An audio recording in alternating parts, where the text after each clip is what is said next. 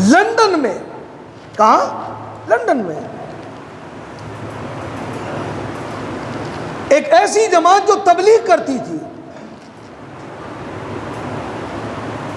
اس کی باتوں میں آ کر ایک انگریز مسلمان ہو گیا.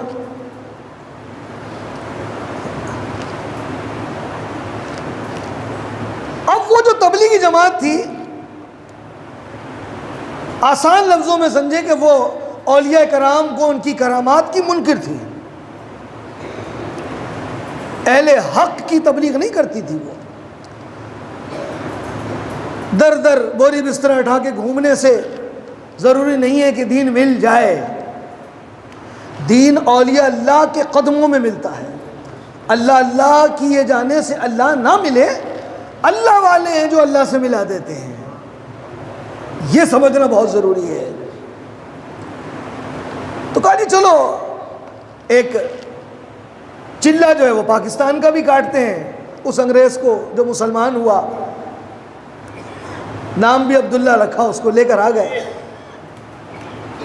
اور لائے بھی تو رائے ونڈ لاہور کا، لاہور بھی گھمائے، وہاں بھی تمہیں تبلیغ دکھائیں. اب رائے ونڈ سے تشکیل لاہور کی ہوئی اور لاہور میں اس مقام سے گزر کر گئے کہ جہاں داتا صاحب آرام فرما رہے ہیں. اس انگریز نے جب رونق دیکھی تو کہا یار ذرا میں ہو کر آتا ہوں. کہا نہیں یہاں نہیں جانا، یہاں تو شرک ہوتا ہے. جیسے شرک کی بوری سے شرک ہی نکلے گا، بدعت کی بوری جب کھولیں گے بدعت نکلے گا، کفر کی بوری سے کفر ہی نکلے گا. کہا نہیں یہاں نہ جاؤ. نہیں میں نے جانا ہے. وہ شخص داخل ہو گیا، انہوں نے اس کو چھوڑ دیا. اب وہ شخص داخل ہوا تو اس نے ایک بزرگ کو دیکھا، انہوں نے اپنے پاس بلایا. اب وہاں سے جب لوگ گزرے تو کیا دیکھا کہ وہ شخص بے ہوش پڑا ہے. اب جو لوگ اس کو تبلیغی چلے پہ لائے تھے وہ بھی ڈھونڈتے ہوئے آ گئے. یہ شخص بے ہوش، اس کو اٹھایا، ہوش میں لایا گیا.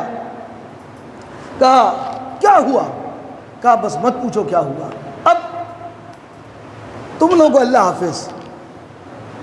کہا نہیں ہوا کیا؟ کہا جب میں یہاں سے گزرا تو ایک بزرگ نے اپنے پاس بلایا، اپنے پاس بٹھایا. جب بٹھایا تو پوچھا میزبان کیا کرتا ہے؟ مہمان نوازی نا. کہا کیا لوگے؟ چائے لوگے یا ہماری دیسی لسی لوگے؟ اس نے کہا جی چائے پیوں گا.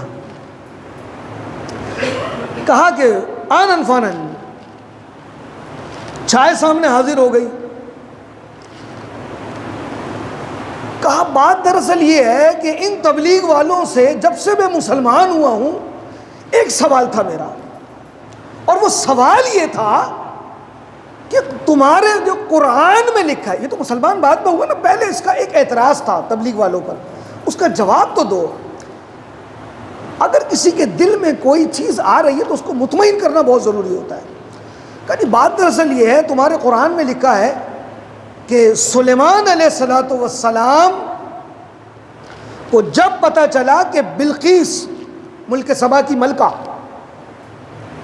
وہ میری طرف چڑھائی کر رہی ہے، یعنی جنگ کے لیے تیار تھی قافلہ لے کے اور فوج لے کے، تو سلیمان علیہ السلام نے خط لکھا کہ میں اللہ کا نبی ہوں، مجھ پر ایمان لے آؤ.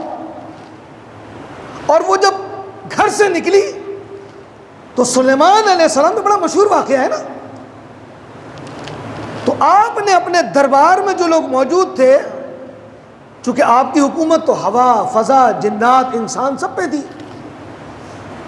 تو کہا کہ کون ایسا ہے جو ملک سبا کا تخت یہاں لے آئے.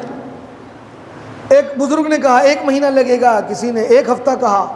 ایک سلیمان علیہ السلام کے امت کے ایک اللہ کے ولی تھے آصف بن برقیہ، انہوں نے کہا کہ حضور یہ تو کوئی بات ہی نہیں ہے، پلک جھپکتے ہی میں تخت لا سکتا ہوں. وہ قرآن میں موجود ہے، تفسیر موجود ہے. آنن فانن وہ بلقیس کا تخت آ گیا. تو وہ شخص کہتا ہے کہ اب یہ تخت آیا کیسے ہے، یہ ممکن کیسے ہے؟ تو کہا کوئی مجھے اس پر مطمئن نہیں کر سکا.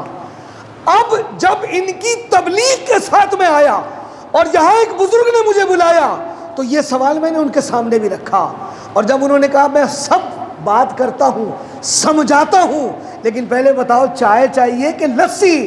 میں نے کہا چائے، تو انہوں نے ایسے ہاتھ کیا اور چائے حاضر کر دی، چائے تو حاضر کر دی، لیکن تعجب کی بات یہ تھی وہ جو کپ تھا وہ لندن میں میرے گھر کا تھا۔ اب مجھے سمجھ میں آ گیا کہ اللہ والوں کی یہ شان ہے کہ وہ آنن فانن جو چاہے کریں، جو چاہے کریں، جیسا ہم سوچے ایسا ہو سکتا ہے، یہ اللہ والوں کی شان ہے۔ اور ان تبلیغ والوں سے کہا معاف کرو، میری تم سے نہیں بنے گی۔